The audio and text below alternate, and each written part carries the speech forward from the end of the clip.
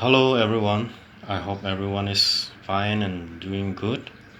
Okay, today you're going to learn a new lesson number 3, and the title of the lesson is Sacha Tirth Yatri.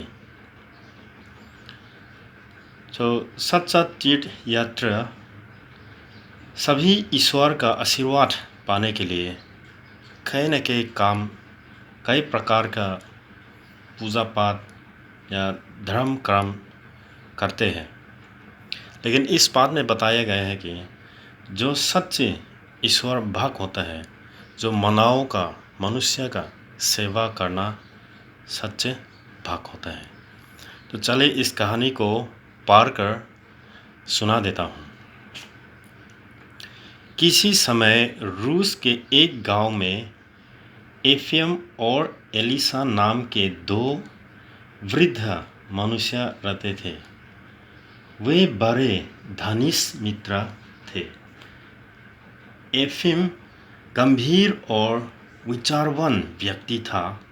वह अपने परिवार की देखभाल बड़े ध्यान से करता था। एलिसा ना धनवान था और ना ही निर्धन। वह मधुमक्खियों पालकर अपना और अपने परिवार का पेट पालता था। वह बड़ा दयालु और प्रसन्नचित्त व्यक्ति था। अपने परिवार एक पड़ोसियों के साथ वह शांति से रहता था। दोनों मित्रों के बहुत पहले साथ साथ यरूशलेम के तीर्थ यात्रा करने की प्रतिज्ञा की थी। एलिसा तो सदा चलने को तैयार रहता, परंतु एफिम को समय नहीं मिल पाता था। उसके पास सदैव कुछ न कुछ काम रहता। एक काम समाप्त होता तो दूसरा काम शुरू हो जाता। एक दिन एलिसा ने जोर देने हुए कहा, क्यों मित्र, हम अपनी प्रतिज्ञा कब पूरी करेंगे? एफएम का चेहरा उदास हो गया। वह बोला, अभी हमें प्रतीक्षा करनी होगी। मेरे पास यात्रा के लिए पैसे नहीं है। एलिसा हंसा और बोला, तुम्हारे पास मुझे 10 गुना अधिक धन है और फिर भी तुम ऐसी बात करते हो। आत्मा की पवित्रता से बढ़कर और कुछ नहीं है। तीर्थ यात्रा से आत्मा पवित्र होती है। हमने तीर्थ यात्रा की प्रतिज्ञा की है, अतः हमें अवश्य चलना चाहिए। अंत में एलिसा अपने मित्र को समझाने में सफल हो गया। एफिम ने अपने साथ बहुत सा धन लिया। एलिसा ने सिर्फ उतना ही लिया जितना आवश्यक था। एफिम ने अपने पुत्र को प्रत्येक कार्य के संबंध में निश्चित उद्देश्य दिए। दूसरी ओर एलिसा ने घर के मामलों की ओर कोई ध्यान न दिए और प्रसन्नता से वह तीर्थ यात्रा के लिए चल पड़ा। एफिम के चित्त में शांति न थी। उसे अपने घर की चिंता हर समय लगी रहती थी। Next page.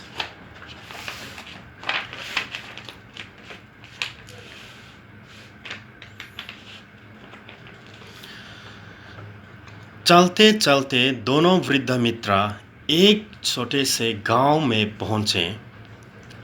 उस गांव में अनावृष्टि से त्रिह मची हुई थी। लोग भूखे मर रहे थे। दोनों मित्र रात बिताने के लिए एक झोपड़ी के ओर चले। उन्हें झोपड़ी में से लोगों की चीख पुकार सुनाई दी। उन्होंने दरवाज़ा खटखटाया, परंतु किसी ने ना सुना। एलिसा के धक्का देने ही दरवाज़ा खुल गया और वे अंदर घुस गए। झोपड़ी का वातावरण बहुत ही दुर्गंधपूर्ण था। एक स्त्री भूमि पर मरणासन अवस्था में पड़ी थी। स्त्री ने पूछा, आप लोग कौन हैं? क्या चाहते हैं? हमारे यहाँ कुछ भी नहीं है। उस समय एक बच्चा बोला, बाबा हम भूखे हैं, हमें रोटी दो। तभी लड़खड़ाता हुआ एक मनुष्य आया और वह गिर पड़ा, बोला, रोक, और भूखमरी ने हमें घेर रखा है, मेरा पुत्र भूख से मर रहा है। एलिसा ने अपना थैला खोला और उसमें से रोटी का एक टुकड़ा लड़के की ओर बढ़ाया। लड़का रोटी के टुकड़े पर टूट पड़ा और देखते ही देखते उसने उसे साफ कर दिया। उस स्त्री और पुरुष को भी उसने दो दो रोटियां खाने को दी। फिर वह कुएं से पानी भर कर लाया और उन्हें पिलाया। एफएम झोपड़ी के बाहर बैठा था। एलिसा ने उससे सारा हाल कहा सुनाया। एफएम बोला, क्या हम इस गंदी झोपड़ी में ही रुके रहेंगे?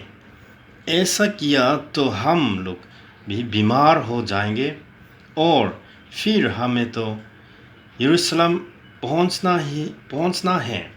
बेकार में समय नाश करना ठीक ना होगा। एलिसा ने उत्तर दिया, मित्रा आप चले, मैं इन लोगों का ऐसे दशा में छोड़कर नहीं जा सकता। मुझे कुछ समय तक इन लोगों की सेवा करनी ही होगी। Next page. तो एफएम अकेले ही चल दिए। एलिसा ने सारी रात उस घर के तीनों प्राणियों की देखभाल की। सवेरा होते ही उसने घर की सफाई की, चूल्हा जलाया और भोजन पकाया। घर के लिए जो आवश्यक चीज़ें थीं उन्हें स्वयं ही खरीद लाया, क्योंकि झोपड़ी में कुछ भी ना था। घर के लोगों ने अपना पेट भरने के लिए एक एक करके घर की सारी चीज़ें भेज दी थी। एक दिन, 2 दिन और फिर 3 दिन बीत गए। उसे समझ में नहीं आता था कि क्या करें। एक और वह सोचता था कि मुझे जाना चाहिए और दूसरी ओर उन लोगों की दशा देखकर उसका हृदय भर आता है। धीरे धीरे उसकी सेवा से उन तीनों प्राणियों में शक्ति आ रही थी। अतः एलिसा उन लोगों के साथ ही रुक गया। उसने उन लोगों के दूध के लिए एक गाय और उनका खेत जोतने के लिए एक घोड़ा खरीदा। साथ ही अगली फसल तक के लिए उनके लिए अनाज खरीद कर रख दिया।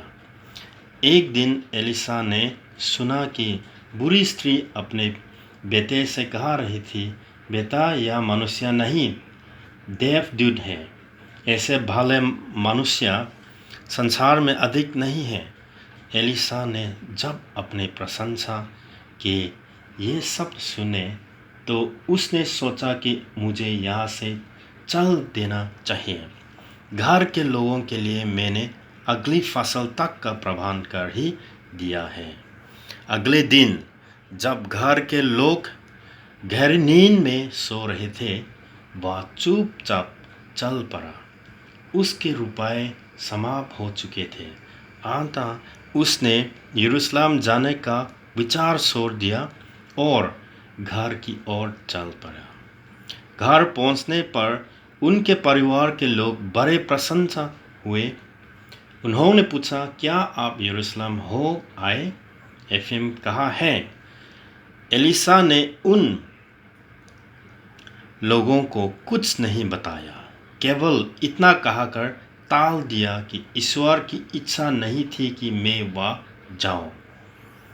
दूसरा, मेरा सारा ध्यान मार्क में ही समाप्त हो गया, इसलिए मैं एफिम के साथ ना जा सका और बीच में से ही लौट आया।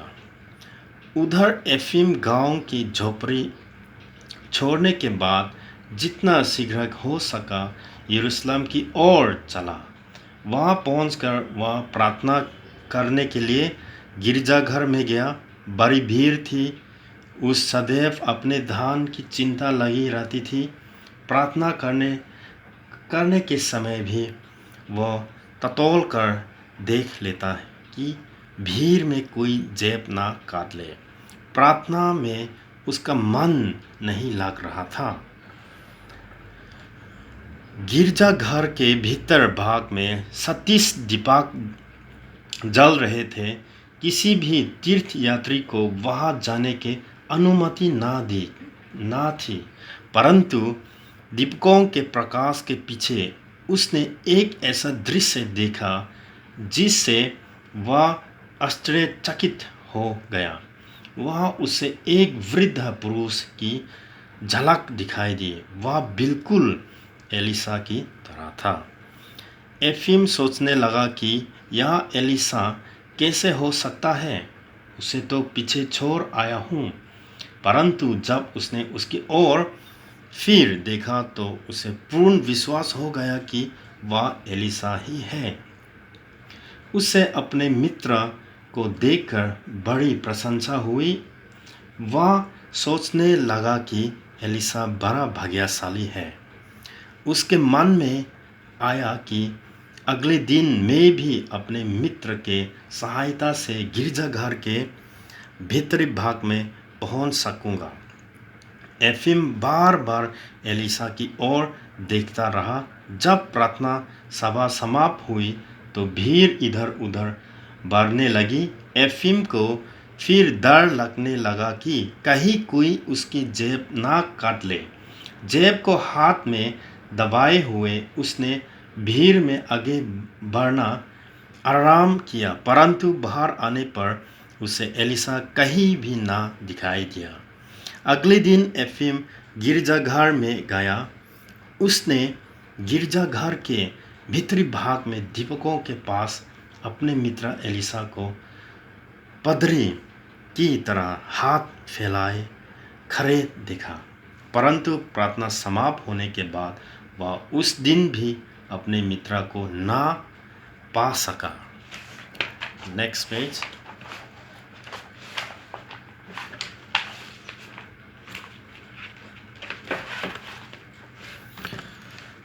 तो तीसरे दिन भी बात हुई। एफिम यरूशलेम में 3 सप्ताह रहा। वह प्रतिदिन गिरजाघर में जाता और वह अपने मित्र को विशेष स्थान पर गंभीर मुद्रा में खड़ा देखा, परंतु इसके बाद उसका कहीं पता ना लगता। अब एफिम अपने घर की ओर चल दिया। रास्ते में वह उस गांव की झोपड़ी में पहुंचा जहां एलिसा रुका था। उससे दरवाजे पर बड़ी स्त्री खड़ी दिखाई दी। वह बोली, आए बाबा, हमारे साथ ठहरिए और भोजन कीजिए। हम सदा आपके यहाँ यात्रियों का स्वागत करते हैं।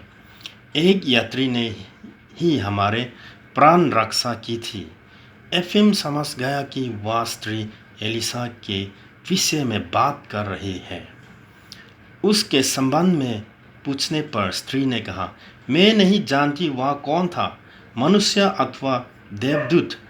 वह हम सब से प्रेम करता था, हम पर दया करता था और यहाँ से बिना अपना नाम बताए हुए चल गया। परमात्मा उसका भला करे, यदि वह ना आया तो हम सब मर गए होते।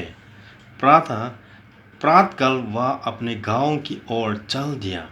गांव में पहुंचकर सबसे पहले एलिसा के घर गया। एलिसा अपनी सेहत की मक्खियों की देखभाल कर रहा था।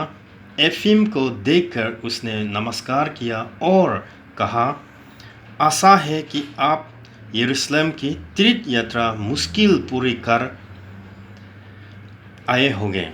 एफिम बोला, मेरे शरीर तो वहाँ अवश्य पहुँच गया, परंतु मेरे आत्मा वहाँ पहुँच सकी या नहीं, इसमें मुझे संदेह है।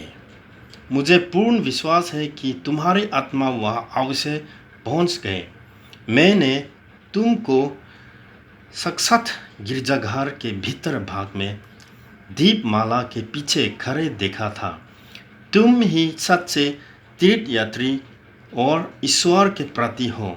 मैं समझ गया हूँ कि मानव सेवा ही सच्ची ईश्वर सेवा है और दीन दुखियों को सहायता ही सच्ची तीर्थयात्री है। तो इस बात का मूल यह है कि सेवा, त्याग और भक्ति, परोपकार, यानी कि ईश्वर का सच्चा भक्त मानव का सेवा करना और मानव का सेवा करने वालों को ईश्वर के सच्चा भक्त माना जाता है। ईश्वर का आशीर्वाद पाने के लिए हम लोगों धर्म, कर्म, तीर्थ यात्रा और व्रत आदि अनेक उपाय करते हैं। इसी बीच में हमारे जीवन में अनेक ऐसे अवसर भी आते हैं, मौका आते हैं जब किसी को हमारे मदद की आवश्यकता होती है, लेकिन हम भूल जाते हैं। उन अवसरों की ओर से आंखें बंद कर देते हैं और हमें आंखें बंद करके हम ईश्वर भक्त करने का नाटकीय जीवन जीते हैं। तो इसलिए ईश्वर का सच्चे भक्त जो होता है, जो मानव के लिए अपने मन में प्यार और सहायता करने का मन पैदा किया, वो ईश्वर का सच्चे भक्त होता है। Thank you.